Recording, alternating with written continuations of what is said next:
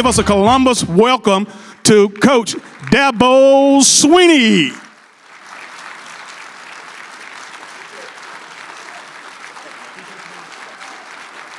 Thank you. Appreciate that. First of all, appreciate the food and those who prepared it. It's my kind of lunch: fried chicken, macaroni and cheese, green beans, and some corn and a biscuit. It don't get any better than that. So we're off to a great start already.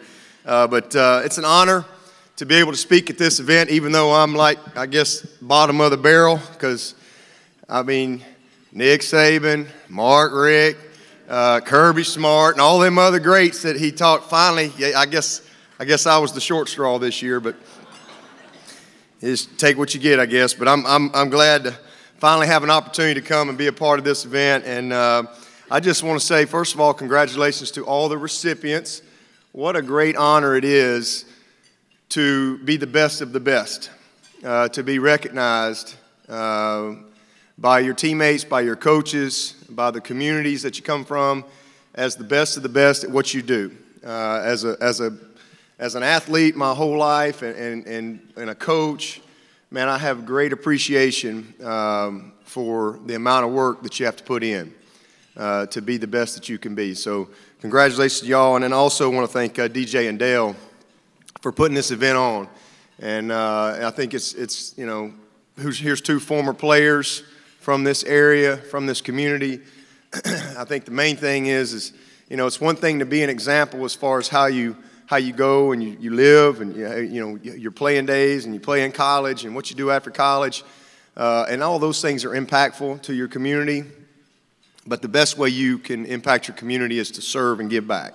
And for y'all to be willing, because y'all don't have to do this, but for y'all to be willing to recognize these young men and to remember what it was like for somebody to say, hey, good job. You know, a little bit of encouragement goes a long way. So that's what this is about today. And again, I just appreciate y'all for doing it. So we're here today to celebrate these student athletes. But first of all, I'm going to talk just a little bit about really what brought us all here together today. All right? The food was great, but that's not what brought us together. What brought us together was the game of football.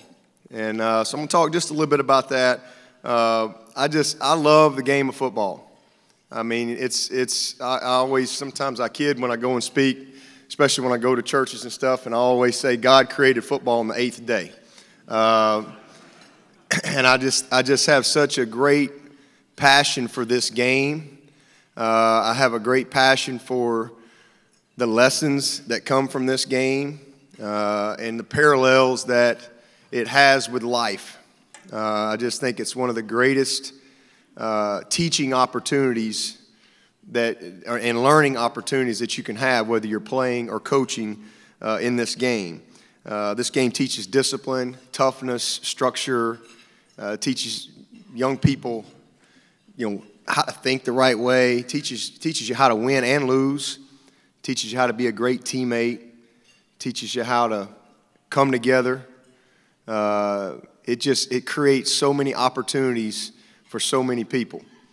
I think the game of football, in my opinion, is one of the last great places where there's positive influence, you know, that's being sown into young people. And it is a game of positive influence. But, you know, it teaches young people how to pay the price. You know, we live in a world now where everything is just like, you know, right now. You want to send a picture to China, boom, just it's gone. You know, you got to do a paper. You don't have to go to the library anymore and do index cards, and, you know, you just Google. Everything's right now, but in the game of football, you still got to pay the price, man. You got to put the work in. There's no shortcuts, and it teaches a work ethic and cultivates a work ethic that I think is rare today, especially in young people. But what I love mostly about football is it truly changes lives. Here's this simple game, but it changes lives. It mixes race and religion like nothing else. I mean, and I have experienced that. You know, people talk about we need less football. We need more football. In fact, we ought to go to Congress and create some football teams, have a little inside drill, and some 7-on-7, and some man-to-man. And all of a sudden, you'll see people get along a little bit better. Because that's what the game of football does. The game of football brings people together, and they start out as teammates because they all got the same logo on, but they leave as brothers. They become family through the game of football. That's what I've experienced. It's amazing. It is absolutely amazing. I just had a 25-year reunion back during the season. I was able to go back to Tuscaloosa to be a part of it, and you would have thought that we were, I mean, it was like 25 years was yesterday because of the relationships, the brotherhood. It's special, and that's what football does. I see it every week. Whether you go to Tuscaloosa and there's 100,000, where you go to Auburn and I don't know, maybe there are 100,000, 90-something thousand, where you come up to Clemson. We're struggling. We're only about 85,000 up there. But wherever you go, you see people come together. You see tailgates. You see people sitting beside each other that probably Monday through Friday they may not have anything to do with each other. Might walk right by each other because they drive a different car, they live in a different neighborhood, or maybe they're a different religion or whatever. But, man, when them Tigers score, man, they hugging, they high-fiving. They just going on and on and on. That's what football does. It's special. It really is special, and it's an honor to be a part of it. And the best part of football, to me, is it brings joy to people. In this world, we have a lot going on. But for whatever reason, especially here in the South, there is a passion for college football especially that just kind of lets everybody kind of have a little time out, and it unites, and it just brings joy to people. I promise you, January the 9th, this past January the 9th, when we beat Alabama, there was a lot of joy here in Auburn. I mean, can I hear it from my Auburn fans? I mean, I know that we brought a lot of joy to the Auburn folks. That's a beautiful thing, all right? So there's that type of joy. I go a week after winning the national championship. I'm in Brooklyn, New York. I don't know how I got to Brooklyn, New York, first of all, but I'm at a little hotel in downtown Brooklyn, and I get up and I'm going to try to go to a school, and I was standing at the little checkout thing, and I get me a bottle of water and I think a Fig Newton or something, maybe a banana, and I'm getting ready to check out, and I could tell this guy's just wearing me out. He's staring a hole in me. But I'm not paying any attention, and I just kind of shook my head at him, and he was a foreigner from, I don't know where he was from, but he was a guy that I could tell was from another country, and the next thing I know, I just hear him just start saying, "I so happy you win. I so happy you win. I pull for you. I pull for your team." And I look at him and I'm like, well, I appreciate that, So here's football. Here's a guy from Pelham, Alabama, getting a water in Brooklyn, New York, and I got some guy from I don't know where talking about how excited he is, and instantly we had something to talk about, and I just think that's great, and that's the power of football. And then you got that type of joy, and then I'm always reminding our players of how you play matters, and I get mail all the time, but I got a really great letter from a man last year, and I read it to the team, and he was talking about he was going through chemotherapy, having cancer, and he just the letter was very moving, and basically the message was he just said, he had been through so many rounds of chemo and so many rounds of radiation. I'm doing all this. He goes, but Coach, I got to tell you, the best chemotherapy that I've had all year is those 3 hours I get to watch the Tigers play. I just want to thank you. That's powerful. That's powerful because sometimes as a coach or a player, it's just what we do. And sometimes you can kind of become numb to this is just your life. This is what you do. And I just think, it's things like that give you such a deep and great appreciation for the privilege that it is to be a part of the game, whether you're playing, coaching, whatever it is that you do. I just think it's awesome.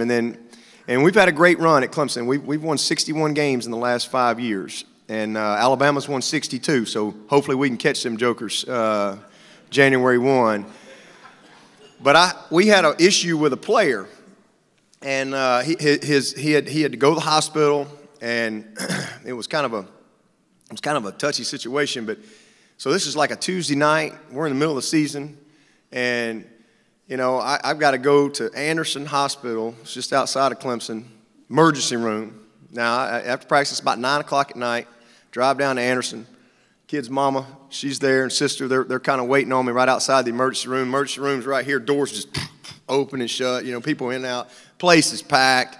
I mean, you could do a reality TV show at the emergency room on any night, probably anywhere, but certainly in Anderson, South Carolina. And I'm standing outside. First thing I see is mama and sister, and I'm like, okay, they're telling me, hey, everything's okay. They're kind of giving me an update on what's going on, and we're kind of literally just standing here, and the doors open, closing, open, closing. And now this is right outside of Clemson, so a lot of people will recognize me. And I'm trying not to make any eye contact with anybody. I'm trying to stay locked in here. And all of a sudden I hear this person, you know, coming, and I just hear this, oh, just moaning and groaning. And I'm trying not to look, but I'm like, I just kind of turn around, and it's this guy, and I don't know if it was his daughter or wife or whatever, but they were kind of helping him to the emergency room, and he's just going, oh! And sure enough, we make eye contact. And all of a sudden, he went, Coach Swinney? Hell of a year, man, hell of a year.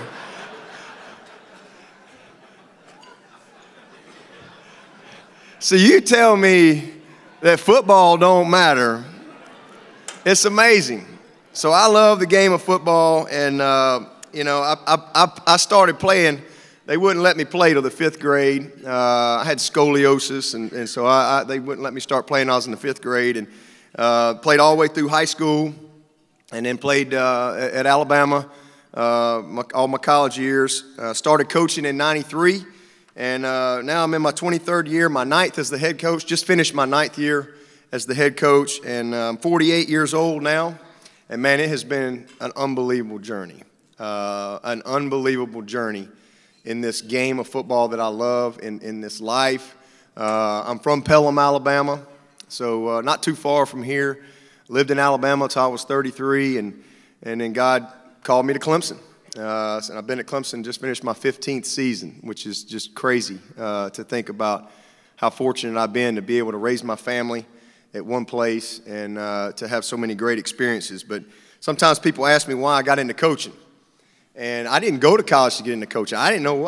I went to college to be a doctor. I was going to be a pediatrician. I was a biology major, pre-med for 3 years.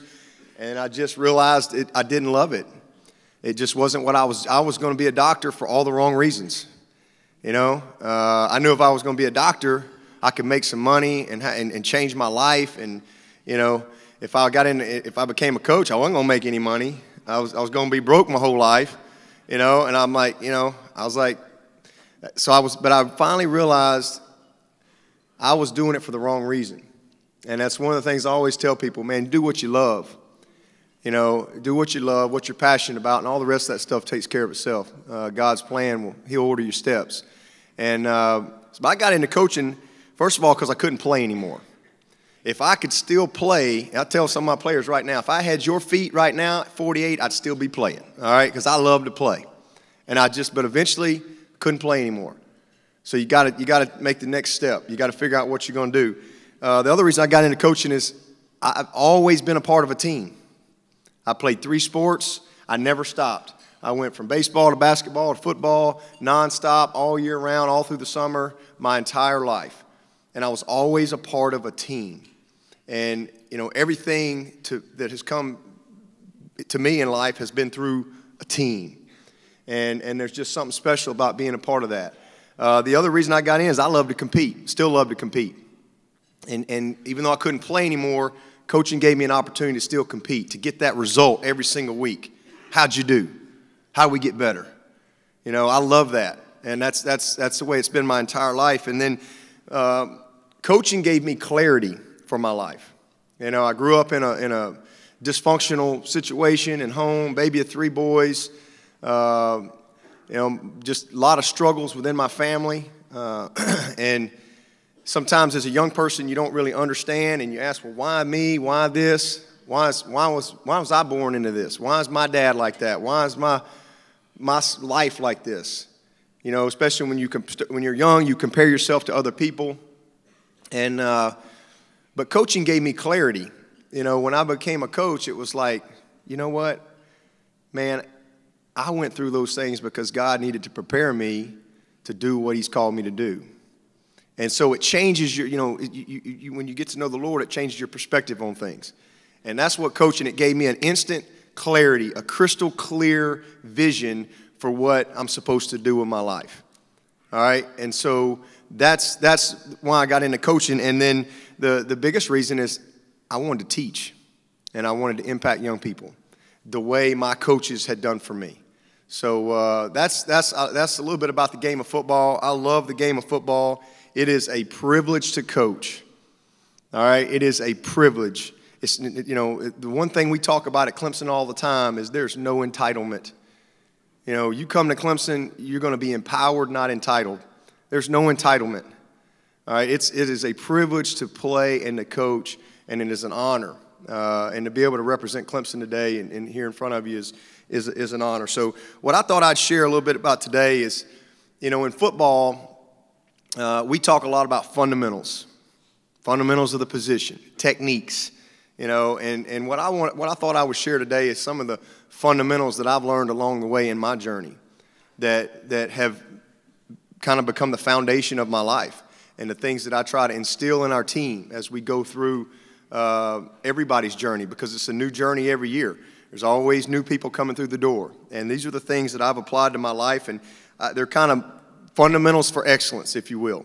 And so I'm going to talk through those, and hopefully some of these things you can get something out of it. But the very first thing I wrote down is you got to set some goals.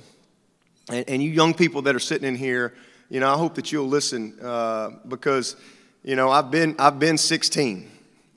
I've been 17, I've been 18, I've been 19, I've been 20, I've been 21, I've been 20. I'm pretty sure none of you young people in here have been 48. I'm pretty sure of that.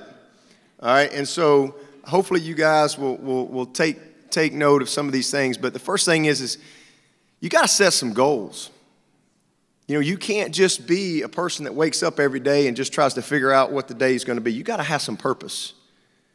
You've got to have some purpose in what you're trying to do, a vision for what you want your life to look like. And the way you do that is you set some goals.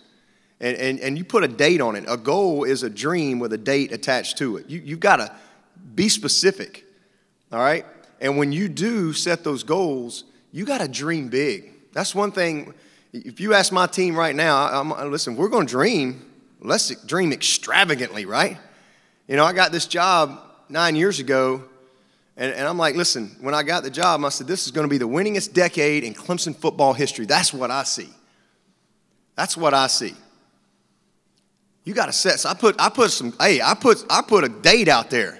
We're fixing to have the winningest decade in Clemson football history. Well, we just had our 88th win against Miami. It's the winningest decade in Clemson football history. And we still got a couple years to go. All right? Oh, by the way, that was my number at Alabama, too. I'm just saying. I don't know if it has anything to do with it. But you gotta set some goals.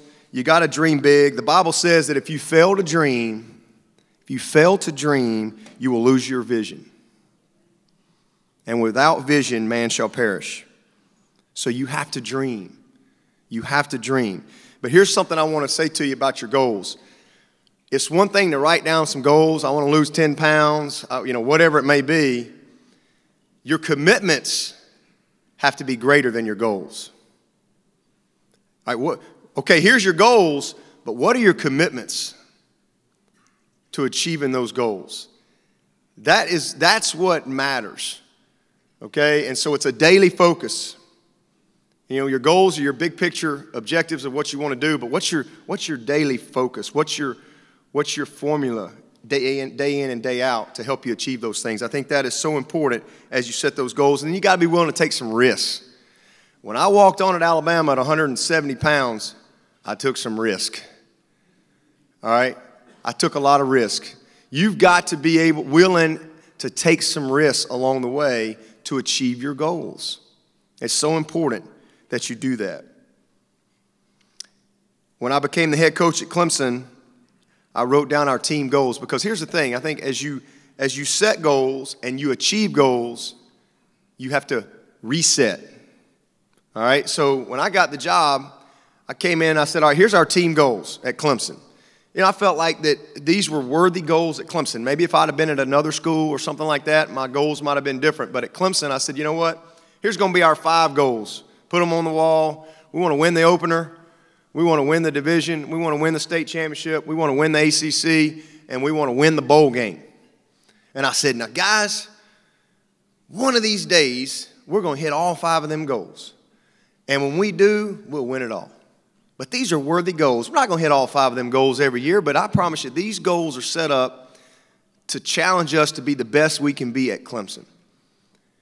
And so we go through that process. Some years we hit 3 out of 5, hit 4 out of 5.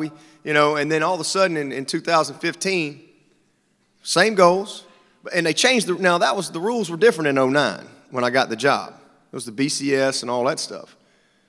And so fast forward to 2015, they changed the rules. But see, I failed to reset. And so we play Alabama in that first national championship in Arizona. Now listen, we won the opener. We won the division. We won the state championship. We won the ACC championship. And we won the bowl game. Whooped Oklahoma in the Orange Bowl. So we hit every one of them goals. But man, then we had to go play Alabama. And we got beat. And I came back, and that's the first thing I told our team when we started back in February, our new team for 16. I said, guys, it's 100% my fault. Because y'all come in here every day, you look at these goals, you see what's there, and I didn't dream big enough. I didn't set us up for victory. So I've changed the goals. I've changed them. Our goals are win the opener, win the division, win the state championship, win the ACC, and win the closer. I said, now, if we hit all 5 of them, we're going to win it all. And so we came back last year, and we hit all 5 of them, and we won it all. So the point in that is, as you set goals and you achieve goals, you got to reset them. You got to always strive. You can't ever arrive. You can't ever be complacent. You got to the best of the best are always trying to get better. So that's a great lesson for you young folks. Second fundamental, got to be involved. You can't sit on the couch and play video games every day. I hate that. All right? I didn't even have time to play Atari when I was growing up. Y'all can Google Atari. All right? I didn't have time for that.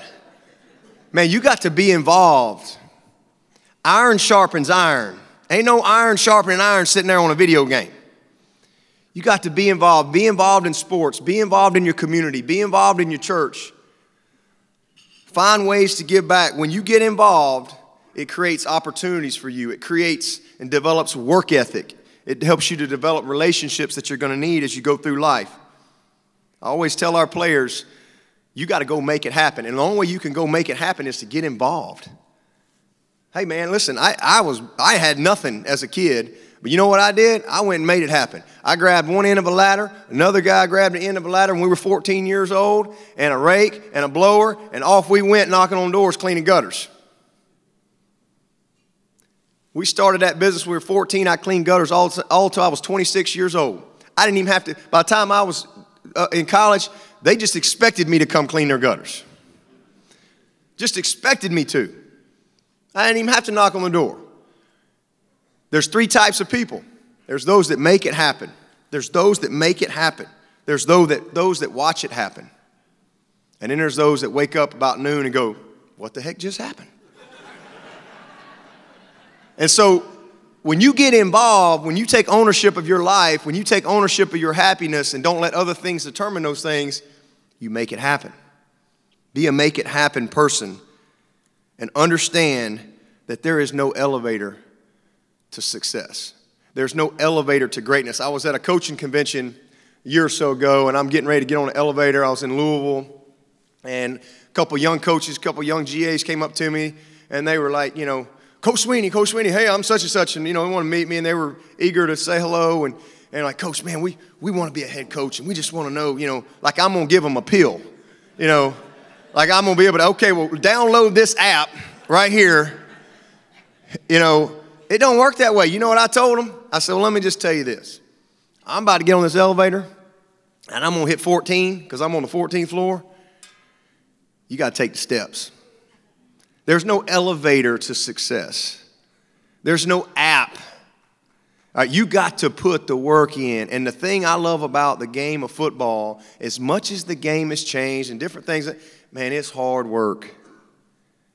It's hard work. And the other thing I've learned through the game of football is you can outwork people. When I got to Alabama, I'll never forget it, man. My first practice, I'm like, man, I ain't ever going to play. Holy cow, this guy's faster than me, stronger than me, he's bigger than me. Oh, my gosh. Earned a scholarship, lettered 3 years, played on a national championship team. What I learned is you can outwork people. You can outthink people. You can outwant people. You can out-effort people. You can out-tough people.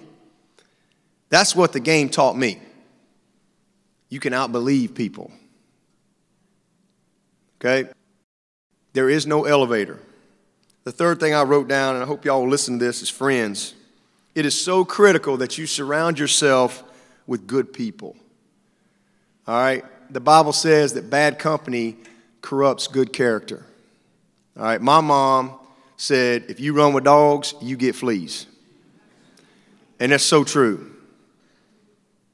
That's so true. You get in the car and they smoking marijuana, it's on you. It's on you. Okay? So listen to me. Don't buy the lie that sometimes your neighborhood wants to sell you. Sometimes who you think your friends are. Surround yourself with good and tough people only. All right? It is so important that you understand that. Seek wisdom from others. Seek wisdom from others. I tell my players all the time, you're going to learn from your own experience. You touch that hot stove, you just learned. You learned. But the wise person learns through other people's experience. The wise person learns through other people's failures, other people's successes. So it's so important that you do that. Surround yourself with the right people. It says in Proverbs, where there is no counsel, the people fall. But in the multitude of good counselors, there is safety. All right, I'm one person at Clemson. I'm just one person.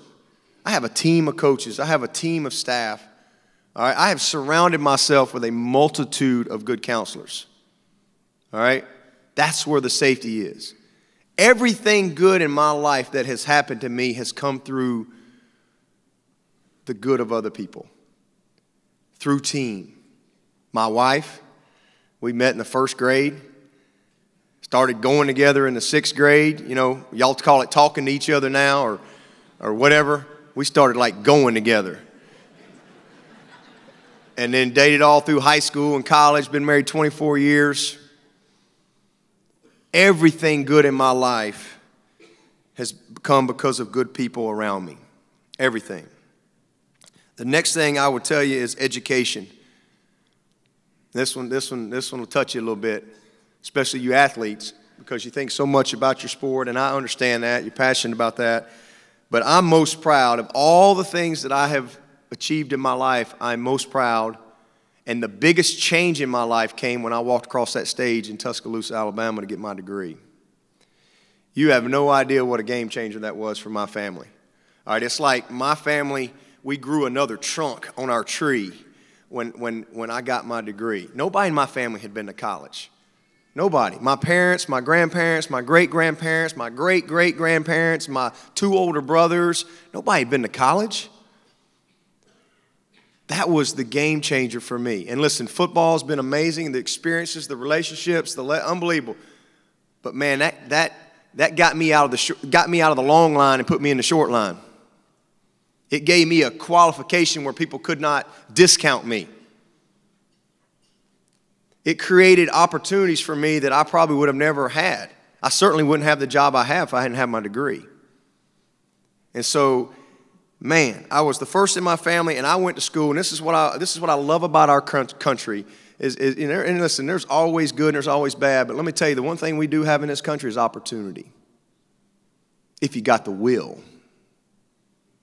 All right, so I can just tell you, I don't know what all your situation is, but if this guy right here can get an education, you can.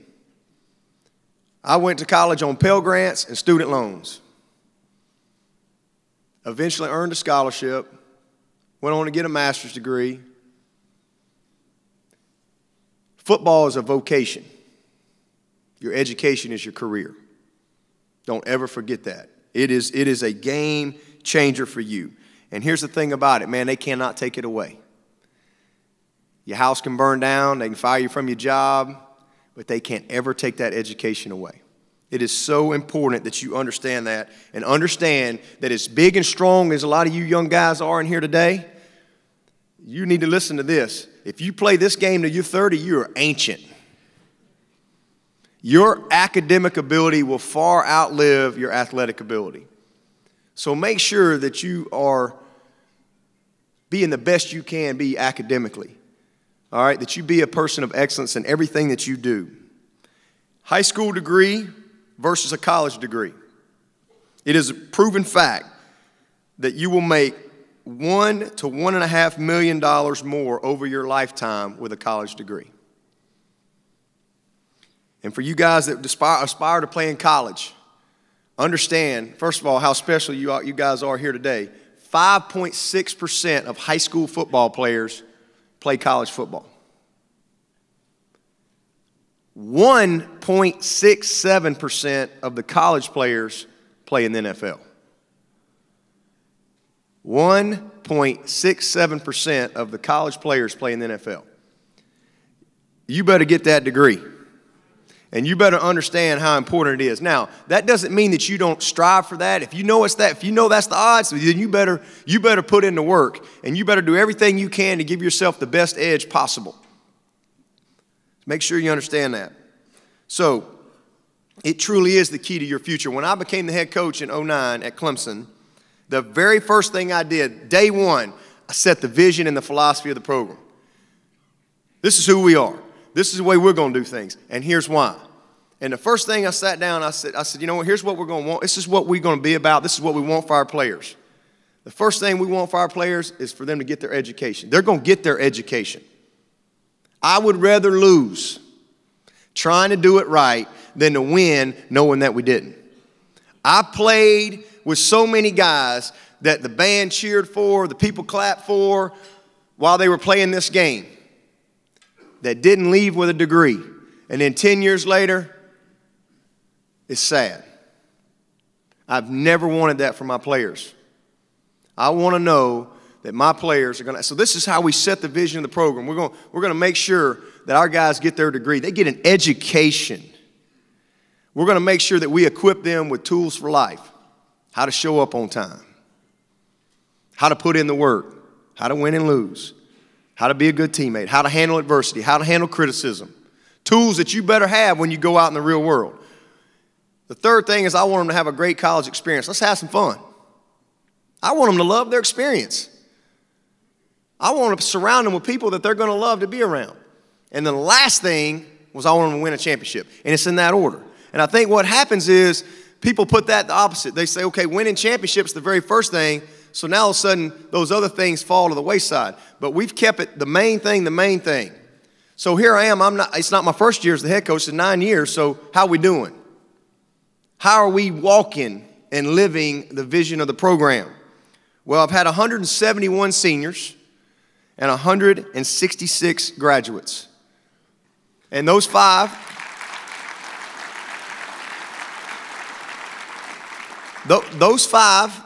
they owe me, and they're going to get it. I'll chase them down to the edge of the earth until they get it. And we're going to pay for it. All right? So I think that we're walking the walk. We're the only school in the country that has been top 15 in football and top 10 academically in the country 5 years in a row. Last year, last year we had 40, during the championship run last fall, we're taking finals now, but last fall we had 48 guys make a 3.0 or better. And in the spring, after winning the national championship, we set the school record with 53 guys that made a 3.0 or better. And the thing I'm most proud of, which kind of speaks to the culture of what I'm talking about, last year there were 103 juniors that declared for the draft early. Said, hey, I'm leaving college, I'm going pro, I'm this and that. 103 juniors that said, hey, I'm in, I'm going to the draft. Only 8 of those 103 had a degree. But 4 of those 8 came from Clemson. Deshaun Watson graduated in 3 years. Mike Williams graduated in 3 years. Artavis Scott and Wayne Gallman. And so that's culture. And that is keeping the main thing the main thing. So I know I took a little time on that one, but you young people, you need to hear me on that now. You've got to get your education. You've got to have something else to stand on other than the game of football. And for us, I love winning. The fun's in the winning, as I say all the time. Ain't nobody celebrating in the locker room when you get your butt beat. But it's how you win that matters. It's how you win that matters. If you're winning, but you're not impacting and changing your players' lives, your coaches in here, you lose. Okay? That's just the way it is. So I want to stress that. And the next one I would say is attitude. One of the things that I say all the time is the only disability in life is a bad attitude. I mean, I have people that I see sometimes that they have the least, and man, they are the happiest people I know. I have a Down syndrome young man that works on our staff. He's the happiest kid I know. Every day, every single day, we all have issues. We all have things. This is life. We all have setbacks. We all have failures. We all hurt. We all have screwed up issues in our family.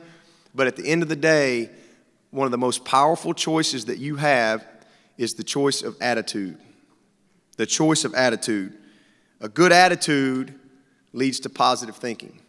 And positive thinking is the foundation for positive results. All right? It is so important that y'all understand that. It's one of the few things that you do control in your life. Happy people just think differently. I just believe that. Happy people think differently. It's the optimist that changes the world. It's not the person sitting around saying, I ain't never going to do that. How many of y'all got some of them in your family? No, you ain't going to be able to do that. It's the optimist that changes the world. You know, when you choose to have the right attitude, it's not going to change your circumstance. It doesn't change that maybe your mom's sick in the hospital. It doesn't change the fact maybe you just lost your job. But when you choose the right attitude, it creates hope in the future. And like it says in Jeremiah 29:11, man, if you've got hope in the future, you got power in the present to deal with what you are thinking about. And for me, as a young person with a total mess in my family, the one thing that I have always hung on to, was the power of my attitude. And having a positive attitude created a hope beyond my circumstances. Created a belief that, you know what?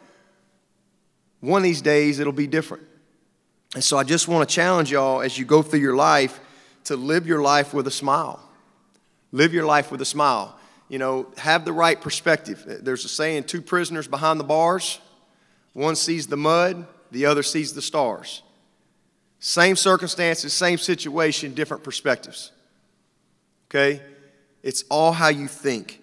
All right? So make sure you live life with a smile and understand that there are people out there every single day that are praying for what we take for granted. There's somebody today praying to be able to get up out of a chair. Like that would be the greatest accomplishment, just to be able to get up out of a chair, or to be able to see, or to be able to hear, be able to feed themselves. Things that we often take for granted. Understand that. Keep that good perspective. Heard somebody say one time, sometimes we all sat around this table and everybody put their problems in the middle of the table. You'd see everybody else and you go, no, I'll just keep mine. Hang on, I'm good. I'm good. You get a little different perspective. Choose the right attitude. I heard a guy say one time, there's no winners and losers, just choosers. It's a choice. It's a choice, the type of attitude that you have. The next fundamental is you got to believe. I'm standing here before you because I have always believed in myself. I've believed in my future. I've believed when it didn't make no sense to believe. I've always believed. And that's why I'm here. You have to believe in yourself in a world that often will not believe in you. A world that will tell you you can't. I carry 2 signs in my team meetings every day. I have for 9 years. One says believe. The other one says it can't be done with the T crossed out. What I had to change at Clemson 9 years ago was I had to create an attitude of belief. Not an attitude of, well, we think we can. We know we can. An attitude of belief. That's where it starts. As a kid, I believed and I thought and I dreamed beyond my circumstances. I believed in a good future. The Bible says, as a man thinketh, so is he. Do you know how powerful that is? You young people, did y'all hear what I just said? As a man thinketh, so is he. If you think you can't, you can't. That's the tools that you have available to you. There's a quote from Gandhi that is one of the foundations of our programs. You young people, listen to me now. Your beliefs become your thoughts. Your thoughts become your words. Your words become your actions. Your actions become your habits. Your habits become your values. And your values become your destiny. That's how powerful it is that you believe and you think the right way. As a man thinketh, so is he. If you think you don't deserve it, if you think you're a dog, if you think the world's against you, if you think all these things, well, guess what? That'll become your words. That'll become your actions. That'll become your habits. That'll become your values. That'll become your destiny. Your destiny is determined by what your beliefs are and what your thoughts are.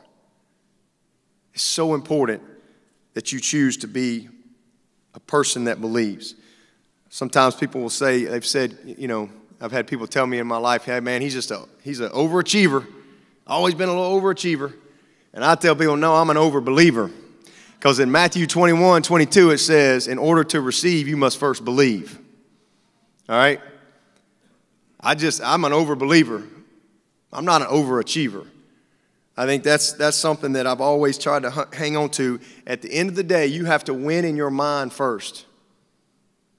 Don't let anyone ever walk through your ears with their dirty feet. Okay?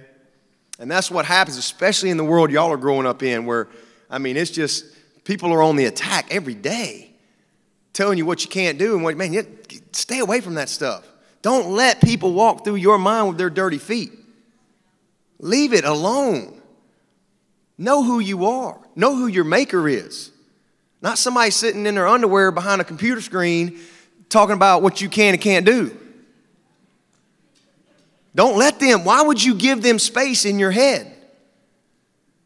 Be a believer in yourself. It's so important. The next one is you got to prepare for your opportunities. You got to prepare, guys. Prepare for your opportunities. Be ready. Put the work in. Expect it. Great preparation is the key. I tell my team, we got 4 teams. The separation comes from the preparation. Great preparation is the key. Again, it's an instant world. John Wooden, he was a great basketball coach. He coached for 17 years before he won a national championship. General MacArthur said, preparedness is the key to success and victory. He also said, the more you sweat in peace, the less you bleed in war.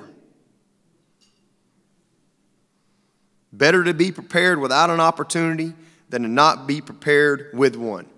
So my sophomore year at Alabama, I'm grinding. I'm a walk-on. I'm on the scout team. I'm a tackling dummy.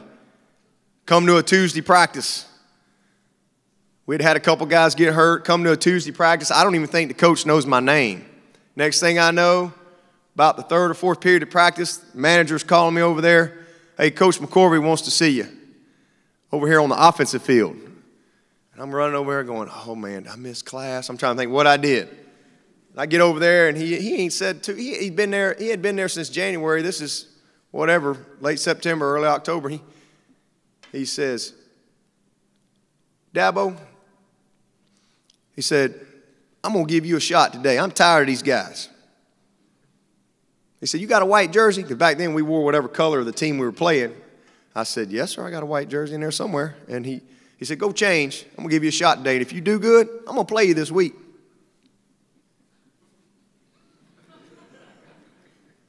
Out of the blue. Boy, I went in that locker. I'm throwing I had every color jersey you can think of. I finally found that old white jersey. Got down on my knees and prayed. But I was prepared. Even though I didn't know I'd ever get an opportunity, I worked like I was. And I was prepared for my opportunity. I played that weekend. I didn't miss a game for the rest of my career. That was for my sophomore year. Took advantage of an opportunity. Fast forward to 2008, I'm an assistant coach at Clemson University. Come to work on a Monday, middle of the season, we're 3-3, staff meeting.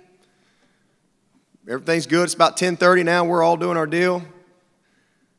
Coach Bowden calls another staff meeting, it was kind of a weird deal. We go in the staff meeting, he says, hey, they're making a change. AD walks in, he says, Dabo, you now the head coach. You call all the shots. I need to see you in my office in 5 minutes. Terry Don Phillips. You know, and I mean, this is like, oh my gosh, you got to be kidding me. But I had prepared from the day I got into coaching to be a head coach. I didn't know if I'd ever get an opportunity to be a head coach. But, buddy, I wasn't going to let an opportunity slip by. And at that time, I didn't know it. I know it now. But at that time, there had been like 32 interim head coaches in the middle of the season in college football history. None of them got the job. 0. So I'm glad I didn't know that stat at the time. You know, sometimes ignorance is just great, right? But I was prepared for an opportunity. So you have to prepare for your opportunities. I tell our guys, someday, how many of y'all in here, someday I want to go to college? Someday I want to get my degree. Someday I want to play on this team. Someday I want to get married. Someday I want to be a father. Someday I want to own my own business. Someday I want whatever. Well, let me just tell you, someday depends on today. In order for someday to become a reality, it depends on what you do today. That's what I tell my players all the time. My goal, I'm loyal to the 30-year-old version of you. Not this 18, 19, 20, 21. I'm loyal to the 30-year-old version of you is counting on me to kick your butt right now and to challenge you and discipline you and hold you accountable and teach you and equip you so that when you get 30, you don't look back and have regrets. That's how I run the program. Someday you're going to be 30. And in order for someday to become a reality, it is so important that you win today, that you understand the power of a day. And someday, listen, some days are long, Lord, but the years are short. The years are so short. All right, so it's so important that you put the work in. My guys get tired of hearing me say it. I tell them, hey, your college time's going to come and go. You seniors, this is it. I will do what I can while I can so that when I cannot, I will not wish that I would have when I could have. Can everybody amen on that? How many, listen, we don't get to go back. I'll do what I can while I can so that when I cannot, I will not wish that I would have when I could have. Today. Let's don't wait. Let's do it today. Okay, so it's so important. The next one is you just got to bloom where you're planted. That's the fundamental of my life. I've never been a guy that's looking over here, looking for the next job, looking for this, looking for that. I've turned more jobs down. Y'all don't read about it in the papers. You don't hear about it. Man, I just want to be great where I'm at. I just want to bloom where my feet are planted. Okay? Bloom where you are. I tell people all the time, just be great at whatever you do, and people will take notice of that. The reason Coach Stallings wanted to hire me as a GA was because what he saw in me as a player. what he saw in me. And when I'm a GA, when my time as a GA is up, he wants to hire me as a full-time coach at 26 at Alabama. Not because I was some brilliant coach, because of what he had seen. Just bloom where you're planted. Whatever it is you do, you just do the best you can. If you're the last person on the totem pole, be the best last person on the totem pole that there's ever been on the totem pole. That goes back to attitude. Just be great where you are. You never know who's watching. Back to those two things. I'm sitting there in 1990 at Alabama. I didn't know Woody McCorvey knew my name, but he had been watching me. He was paying attention. 2008, Terry Don Phillips, he'd been watching me. He'd been listening. He'd been watching me practice. He'd been seeing how I handled my players and so forth. You never know who's watching. So just bloom where you're planted. The next one is character. Do what's right when nobody's looking. So you young people, and I know there's some great players in here. One of the things that I'm big on with my staff is every week I get a social media report on every player we're recruiting. Oh, yeah. I got a whole team of students. The CIA, the Clemson Intelligence Agency. I got a whole team of students, and they know that world. And, man, we track all of them. Because I want to know not who they say they are. I want to know who they are. And so, I don't care about all that, man. They like this school. They like this. I care less about it. I'm looking for one thing. I got a column that says questionable material content. I'm looking for a red yes. Because I want character. I want character. See, you can get to the top by talent, work ethic, but only your character will keep you there. And so I'm always looking at that. Man, this guy retweeted a pornographic video. This guy, this and that. Listen, everything you guys type, it's there for the rest of your life. You need to understand that. And if you don't think we're looking at it and your future employers are looking at it, your future wife's going to look at it. Yeah. Lord, have mercy. Are we not glad there was no social media when some of us above 30 were growing up? It's amazing. It's amazing. So understand, do what's right when nobody's looking. I tell our team all the time, champions are made when no one's looking. Championships are won when the stands are empty. You don't show up and win a championship when everybody wants to play on game day. Woohoo, let's go. Championships are won when the stands are empty. That's when you win, because that's when the character of your team is developed. That's when you find out what you're made of. What you do in the dark will come to light. That's what the Bible says. What you do in the dark will come to light. We see that every single day. Just turn on the news. Every single day. What you do in the dark will come to light. I told our team going into the championship game last year, I mean, this is a big moment. This is a big stage. This is like a moment that you've lived your whole life for, coaching and playing. I mean, and you're there. You're fixing to kick it off. It's 4 quarters. I mean, you're playing Alabama. They are a bunch of freakazoids over there. I mean, it's unbelievable. We just hope we can get a first down. And I told our guys, I said, hey, listen. If you will just let the light inside of you be brighter than the light that's on you, you'll be just fine. And that's exactly what I would tell you young people as you move forward. You let that light inside of you be brighter than whatever light gets on you as you go through your life, you'll be just fine. You'll be just fine. You'll make the right decisions. You'll surround yourself with the right people. Because again, remember, your talent and your work ethic can get you to the top of your craft or whatever it is you want to do, but your character is the only thing that will keep you there. Sooner or later, that's what the difference is going to be for you. I love this fundamental.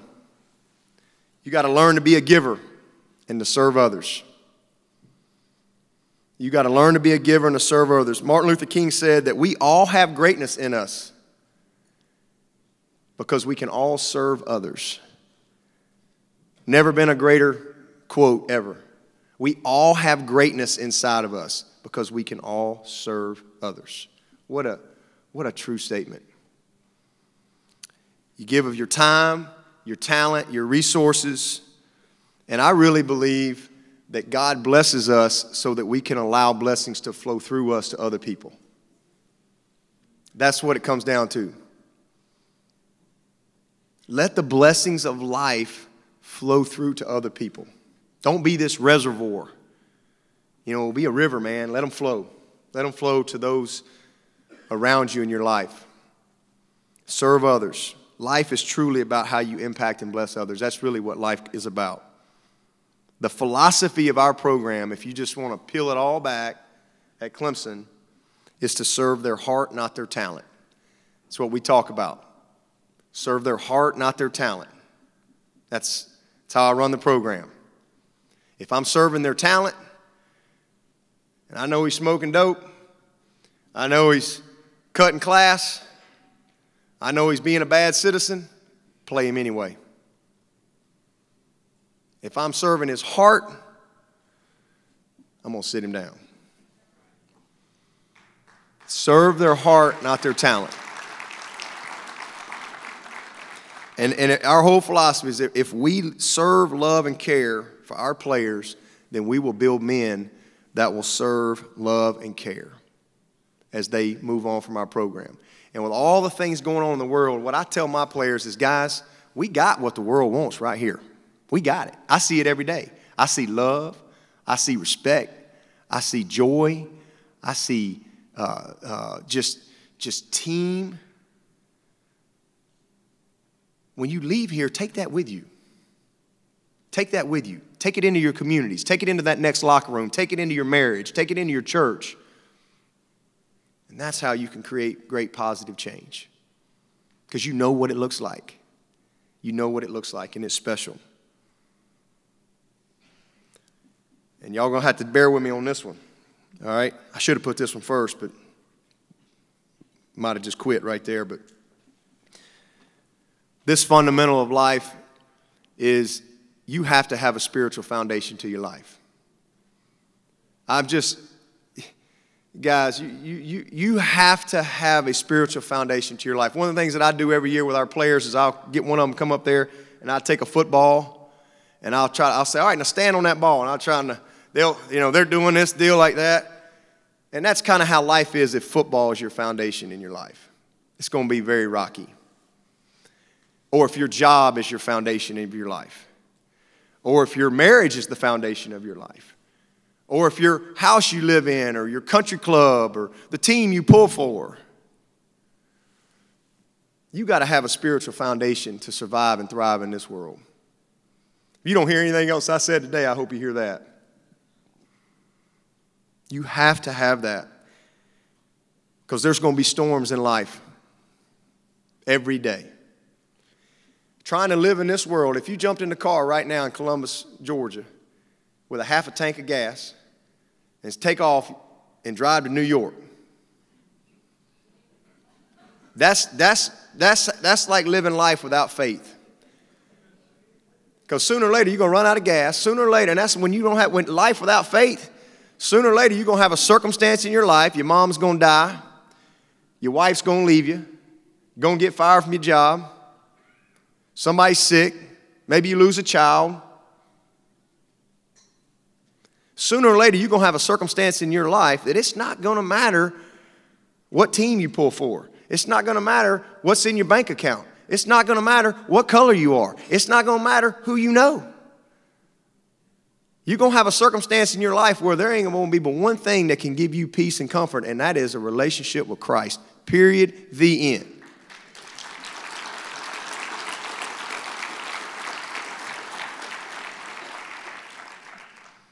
There's no way that anything can be a better foundation for your life than Christ. God will help you turn those liabilities into great assets. Sometimes things happen, and you're just like, man. But eventually you look back and you go, man, God was right there the whole time. He will help you turn the liabilities of your life into some of the greatest assets that you have. He will use those things if you allow him to work through you. We're supposed to give God praise in our sufferings, in our good times, all the time. And when you learn that, you can deal with anything that comes your way, because every day you can wake up and you can say, God, no matter what happens to me today, there is nothing that you and I can't handle together. And that's where peace comes from. That's where perspective comes from. That's where the joy comes from, not from a scoreboard, not from a paycheck. That's where the true joy comes from. As I'm just going to tell you, Jesus is the hope of the world. Not a president, not Twitter, not Snapchat, Instagram, ESPN. Jesus is the hope of the world. That's where your true hope and peace will come from. And if you put your eyes on him and everything you do, you believe and you don't quit, man, there's no way you can fail. And when I talk about having a spiritual foundation, I just tell you, nothing great will happen without passion and enthusiasm. Passion is love. You got to love what you do. You got to love it. And enthusiasm, that means God within. You show me somebody with some enthusiasm, I'm going to show you somebody's got a little God within them. Nothing great will happen without those two things. And I know I've got long. I got a couple more here and I'm done. But I came a lot further than y'all. You told me to bring my A game, didn't you? All right. Just hang in there. All right. These are my notes. These are handwritten notes, by the way. I ain't no typed up. I didn't print it off the internet. That's just what the good Lord wanted me to share with you today. The next fundamental for me is you got to have some thick skin. You better have some thick skin. You cannot please everybody. There's just no way. So you better make sure you've got some thick skin, because there's going to be criticism. There's going to be criticism in everything that you do. That's just the way it is. So for me, it comes back to the man in the mirror. If I can look at the man in the mirror and know that I've done the best I can to honor God in everything that I've done, and that I have been prayerful with my decisions, and then I can live with whatever result we get. But you have to have thick skin and understand that you got to be true to yourself and stand for something. You know, if you don't stand for something, you fall for everything. I mean, you got to believe in something, and you can't worry about somebody going to criticize you for it. That's just the way it is. Stand on your own 2 feet. And in this one right here, you got to keep on keeping on. Bad things are going to happen. Just bad things are going to happen. We all make mistakes. There's not one perfect person in here. We all deal with adversity, every single one of us. But what I've learned in my walk, in my journey, is you got to shake it off, man. That's what football teaches you. Get your butt up. Next play. Next play. Next play. Shake it off. You cannot let the mistakes that you've made or the circumstances of your life be reasons for failure. To be excuses. I can't tell you how many times I've had a player be in my office or whatever for the wrong reason, and they want to make excuses. Well, you don't understand, this is my dad this, my mom that, I grew up in, I'm like, whoa. Check that at the door. Let me tell you, we got to change how you think. Those are reasons for you not to do that. Those are reasons for you to show up early, stay late, because we're trying to create change. We're trying to be part of the solution, not part of the problem. You got to shake it off, and don't let the circumstances that you've dealt with or the mistakes that you've made in the past be reasons for you to fail or excuses for bad behavior. It ain't ever too late to do what's right. Ever. Shake it off, man. Make the best of it. Live your life. I live my life I have forever. God never says oops. We serve a perfect God. He never goes, oh, man, my bad. Dadgummit. Didn't mean for that to happen. Shoot. Darn it. Just had a bad day. God don't have no bad day. God never says oops. He paints on a canvas way bigger than we'll ever be able to see. Sometimes it looks like a mess to us, but from his view, it fits perfectly in the picture. God never says oops. So shake it off. Shake it off. And know this. We never lose our value to God. Ever. If I took out a $20 bill right now and put it on my armpit, scratched my nose with it, I guarantee you somebody'd take that 20. Because it's still 20. And that's the way it is. We're with God. Sometimes we're crinkled and folded up and we might be a little dirty. But man, we never lose our value to God. Ever. We're all 5 stars. We're all first-round draft picks. We all have an eternal contract when it comes to our God. So just keep on keeping on. And the last one is you got to be all in. Whatever it is that you do, when I say be all in, that means be committed to just being and doing the best you can with what you got. Your best is different from your best. Your best is different from your best. I got a team of 120. They're not all the same. I just need everybody committed to being and doing the best they can be. Nobody can ask more than your best.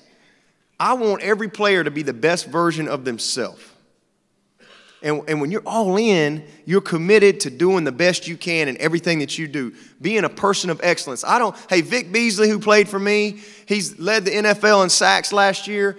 Man, football can end today. Vic Beasley is a great human being. He just happens to be a guy that can rush a quarterback. That's just something he does. That ain't who he is. If football ended for today, that's not his identity. He's going to dental school. He's going to be a dentist.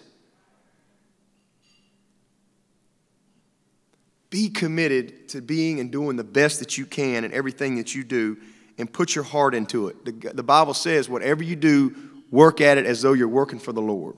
When you put your heart into something, you go above and beyond. You go above and beyond. And then whatever it is you're doing, make sure you finish with no regrets. Finish with no regrets. We all got a birth date. We all got a death date. The dash is what matters, right? It's how you live your life. Make sure that whatever it is you're doing, we got a season right now. We started the season August 1. We're going to finish, hopefully, January the 9th or whatever it is, 10th, whatever that day is. Don't be saying January 1. Whoever said that over there, I heard you. I heard you. But there's going to be an end day. There's going to be an end time. Let's make sure you finish with no regrets. And you know how you finish with no regrets? You just do a little extra. So let me say in here, how about everybody in here, raise your hands if you're proud of these guys in here. Let's just raise our hand real quick. Raise your hand.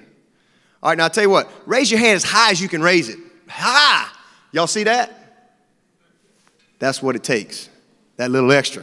See, that's where it is. Y'all saw when I said raise your hand, everybody just came and gave me that. But when I said give me all you got, what'd you do? So to be great at something, to be all in, you got to give it all you got. You can't be half in, you got to be all in. You got to give a little extra. That's what it takes.